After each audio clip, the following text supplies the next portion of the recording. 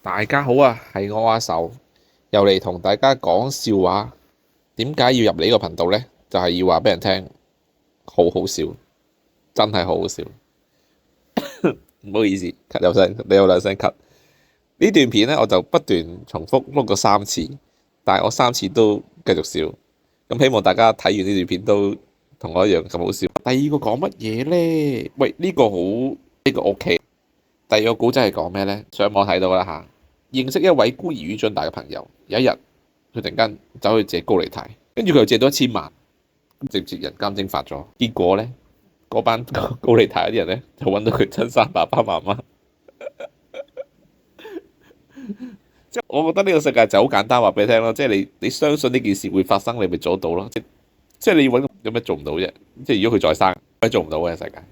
相信自己一定做到。跟住呢個 OK 嘅呢個我哋上咗東張西望，香港東張西望。即係如果你係香港人，你應該都有睇嘅。而家好多時都會上東張呢個口號嚟噶嘛。50歲嘅婦人出軌，已婚地盤頭，揚言舉報情夫濫用公屋，咁遭騙財就愧對老公。我好似有睇嘅。但係佢老公是死咗嘅，係咪？唔記得。跟住咧，佢老婆仔、老婆仔、老婆仔、老婆豬咁樣咯。咁我哋而家暫時咧，即係喺呢單嘢上面咧，就好似淨係聽咗女人講嘅。咁可能個女人使咗個男人60萬咧，即係如果每一件事都係要聽翻雙方嘅判案陳詞啦，咁大家再定斷咯。咁但係啲八卦就當八卦咁睇啦。我個人咁理解嘅，即係就算你話我嗰個道德觀念唔係好啱都好，我覺得咁。如果嗰個婦人係俾人騙嘅，心甘情願嘅咯。但係佢即係攞啲藉口出嚟係做，即係有啲人多數話做生意啊，有啲話投資啊，或者買地，啲多數都係騙咯。但係如果你話攞嚟俾佢用，嗰啲係咪叫騙咧？即係當年大劉啲錢都係咁樣俾啲女㗎啦，係咪先？即係你俾錢你老婆咁你話你老婆騙你咁得唔得咧？即係呢個大家點樣睇呢件事？我唔討論啦，係嘛？睇下人有咩進展再講啦。呢個跟住咧，我上網睇到呢個嘢，一個就係。因為上網呢個台灣啲谷啦嚇，想像一下，如果你可以附身一個你最討厭嘅人身上，你可以控制佢嘅身體同埋意識，但係最多只係能夠控制佢24小時，期間你唔可以殺佢，即係你唔可以懟冧其他人啦，坐監跟住或者自殺。你要點樣做呢？可以摧毀佢嘅身呢？我諗下先，我就唔係好惡毒嘅，我覺得最多去攞跑咯，即係攞跑咯，真係攞跑。夠啦，攞跑仲唔夠？阿林作都攞跑啦，即係但係即係如果你諗到比攞跑更加過分嘅嘢，或者更加即係唔好咁毒啦。我覺得做人嘅嘢，即係你唔可以對冧人，又唔可以自殺。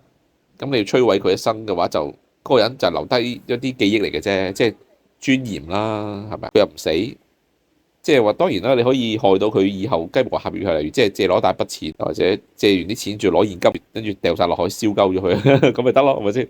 即係你可以咁樣做嘅，但係24小時攞到現金咧，即係又咁講，又或者要睇下本身嗰個人最介意啲乜嘢咯。如果介意自己屋企仔女嘅，咁你咪鬧下佢仔女咁樣咯，係嘛？但係即係惡毒嘅嘢就我哋真係唔好諗。但係呢個係一個幾 interesting 嘅議題，我覺得可以大家都諗下。如果真係諗得到嗰啲有惡毒或者唔係好衰嘅，都可以留言或者寫低啦，睇下啱唔啱 key 咯，或者其他嗰啲。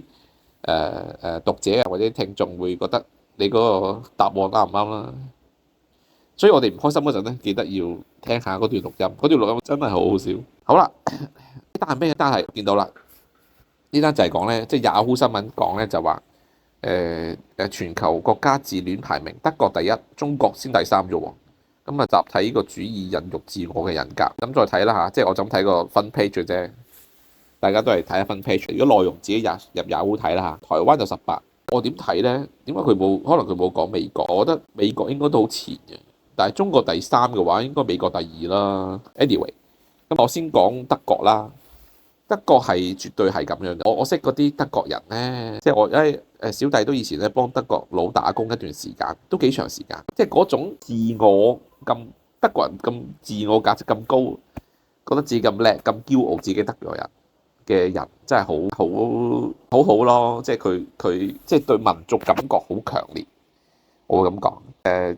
即係佢哋好 proud of 自己一啲製造機器，就算佢只係個工廠工人，佢一個老細去打工，佢哋都係咁樣講。德國人咧就好叻呢個嗰樣嘅。咁我都承認嘅，即係例如即係你叫我買架車，我都買架德國車啦，我唔會買意大利車咯。我都幫過意大利人打工嘅。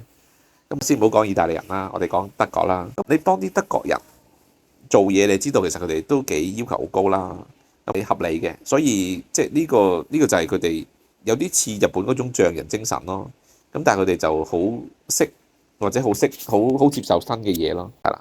即係因為高科技，所有機械嘅東西喺德國嚟講都係好強，無可否認呢樣嘢。成個世界嘅運作嚟講，即係物理上嘅機械呢啲工業喺德國嚟講係 number one 㗎啦，冇得講。咁先有技術，再有硬件咯，即係技術就軟件啦，技術就即係生產出嚟就硬件啦。